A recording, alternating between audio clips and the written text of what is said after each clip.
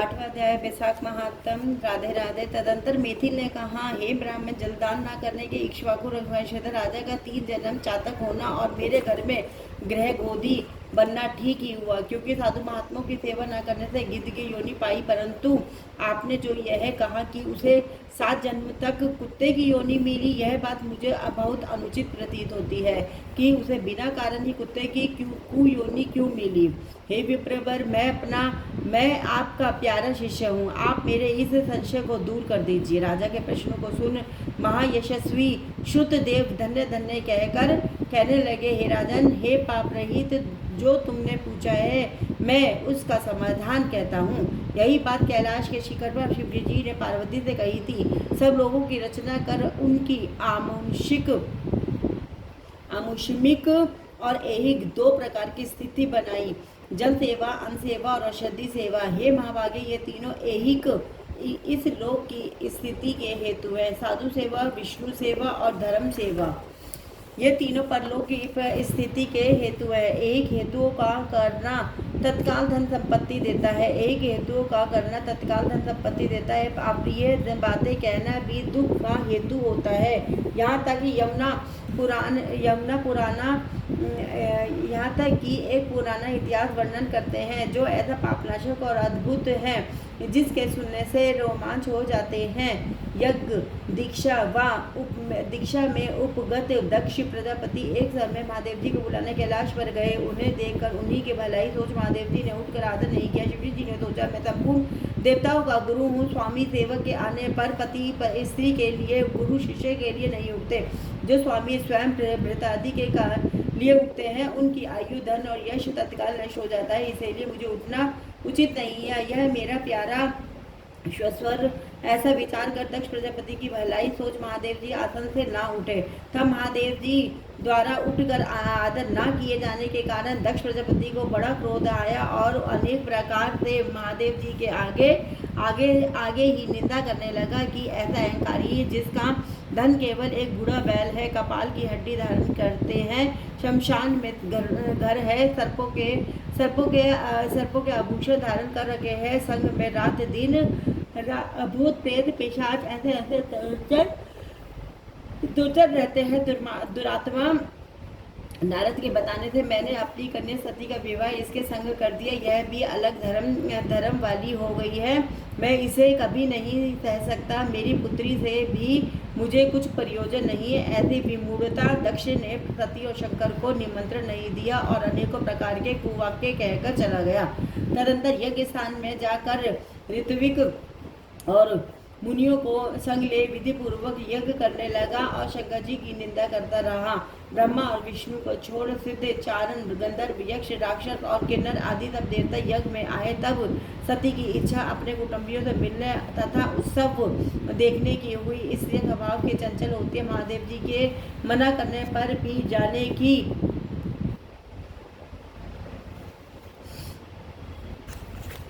की मन में ठान ली। महादेव जी बोले, हे वर्णी, सभा में बैठकर वह मेरी सदा निंदा करते हैं, तो जो तुमसे सही ना जाएगी और तुम निश्चित ही शरीर त्याग दोगी।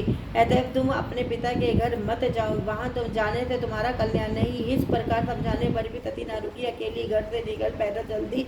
तब नंदी ने चुपचाप सती को अपनी पीठ पर बिठा लिया और महादेव जी के करोड़ों भूता गुणादि पीछे चले। सती जी महलों में होती हुई किसी के ना बोलने पर उदास हो महादेव जी की बात याद कर मंडप में गई। वहां पर भी दक्ष प्रजापति और सभा के सब लोगों को अपनी तरफ देख किसी के ना बोलने पर सती जी वहां खड़ी होकर रुद्र की आहुति तक पिता की चेष्टा देखती रही। जब दक्ष ने रुद्र को छोड़कर आहुति दी तो सती आंखों में आंसू भर बुलाकर बोली, बड़ों का अपमान करने से कल्याण नहीं होता। तुमने रुद्र की आहुति नहीं दी। ये जितने ऋषि मुनि महात्मा इकट्ठे हैं, इन्होंने भी तुम्हारी दुष्ट बुद्धि दूर नहीं की। विधाता इनका भी विमुख ज्ञात होता है। इनके भी विमुख ज्ञात होता है।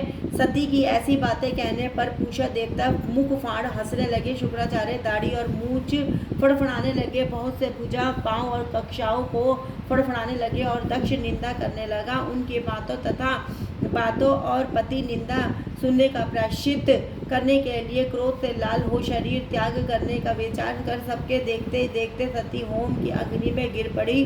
सती के गिरते ही बड़ा हाहाकार मच गया। महादेव जी के गण भाग कर शिवजी जी के पास पहुंचे और सब कथा क्या सुनाई। शिवजी जी ने यह सुनते ही उठकर कालांतक के समान क्रोध से एक जटा उखाड़ पृथ्वी पर दे मारी, जिससे बड़ा बलवान महाकाय वीरभद्र उत्पन्न हुआ। उसके सहस्र भुजा थी और रूप यमराज के समान था। वह महादेव जी के सम्मुख हाथ जोड़कर कहने लगा, क्या आज्ञा है। यह सुन रुद्र भगवान क्रोध करके अपने सन्मुख खड़े हुए वीरभद्र से बोले कि तुम बड़े बड़े बलवान भूतगणों को अपने साथ ले जाकर मेरे निंदक दक्ष का नाश कर दो, जिसके कारण मेरी प्रिया सती को शरीर त्यागना पड़ा। महादेव जी की आज्ञा पाकर वे सभी यज्ञशाला में पहुंचे और देवता, असुर, मनुष्य सभी आदि सब सुभटों को मार गिराया। पूषा के दांत उखाड़ डाले और रातभर भृगु की दाढ़ी मूछ उखाड़ डाली। जिसने जो अंग फड़काया था उसका वही अंग वीरभद्र ने उखाड़ फेंका और दक्ष के सिर की रक्षा भृगु के मंत्र बल से करने के कारण बड़े उद्योग करने पर भी सिर न कटा। तब रुद्र ने स्वयं आकर उस दुरात्मा का सिर काट अलग कर दिया और यज्ञ में आए थे उनका संहार कर गणों सहित कैलाश को चले गए।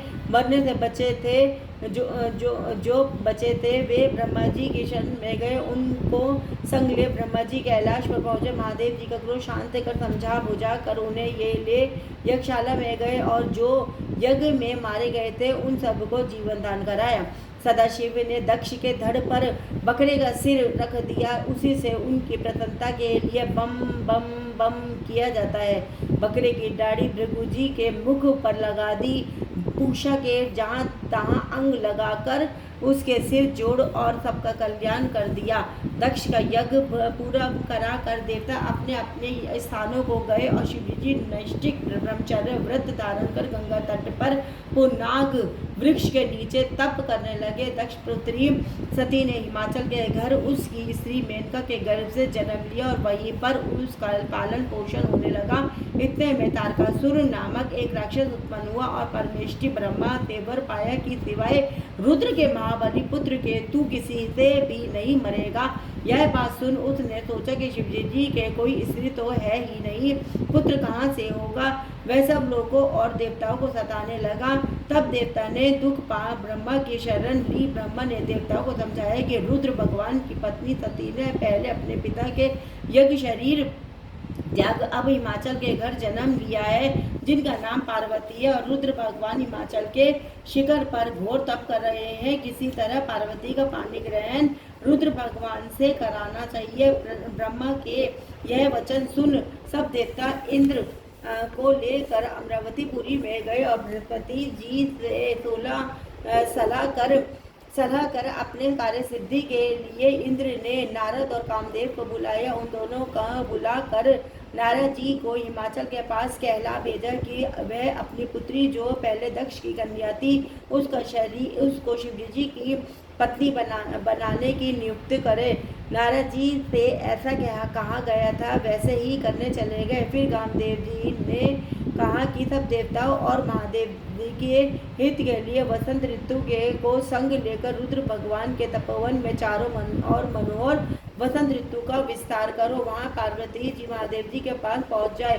तब धनुष पर बाण चढ़ाकर ऐसा मारो कि महादेव जी के मोहित होने पर उनका संगम होने पर सब कार्य पूरे हो जावे। कामदेव ने जो आज्ञा कहकर बसंत ऋतु अपनी स्त्री रति और अनुचरों को संग ले उस ओर शीर्घ जा अपनी शक्ति से असमय में बसंत ऋतु उत्पन्न कर दी और जिसके चारों ओर वन में शीतल मंद सुगंधित वायु चलने लगी। देवात उसी समय महादेव जी भी पार्वती के सेवा से प्रसन्न हो उन्हें गोदी में बैठाकर कुछ कहने लगे। तब कामदेव ने प्राण प्रिया के संगम का उचित समय जान महादेव जी के पीछे वृक्ष की ओर से एक बाण छोड़ दिया, जिससे महादेव जी ने मन चंचल होने से चित्त में व्याकुल हो इधर उधर देखा तो कामदेव दिखाई पड़ा। क्रोध से अपने मस्तक के तीसरे नेत्र को खोलकर पार्वती को दूर करके ऐसी तीक्ष्ण अग्नि प्रकट की कि अब सब संसार भयभीत हो गया और वह अग्नि से धनुष बाण सहित कामदेव भस्म हो गया। देवता अपने कार्य की सिद्ध समझ कर तथा बसंत और रति भयभीत हो भाग गए। पार्वती डर के मारे आंख बंद कर दूर हट गई और महादेव जी भी अंतर्ध्यान हो गए। हित की इच्छा करने वाले देवताओं को कुछ भी फल की सिद्धि नहीं हुई, उल्टा अनर्थ हुआ। जो कोई साधुओं के संग दुष्टता करते हैं उनका कहना ही क्या है। इसी प्रकार साधु की सेवा न करने से इक्ष्वाकु के पुत्र ने दुख भोगा और अनेक बुरी योनियों में जन्म लिया। जो रात दिन इस पुण्य चरित्र रूपी पुराने इतिहास को सुनते हैं वे जन्म मृत्यु बुढ़ापा आदि से निसंदेह दूर हो जाते हैं। हरे कृष्ण कृष्ण कृष्ण हरे हरे राम राम राम हरे हरे। राधे राधे। हर हर महादेव हर हर महादेव हर हर महादेव। ओम कालेश्वर।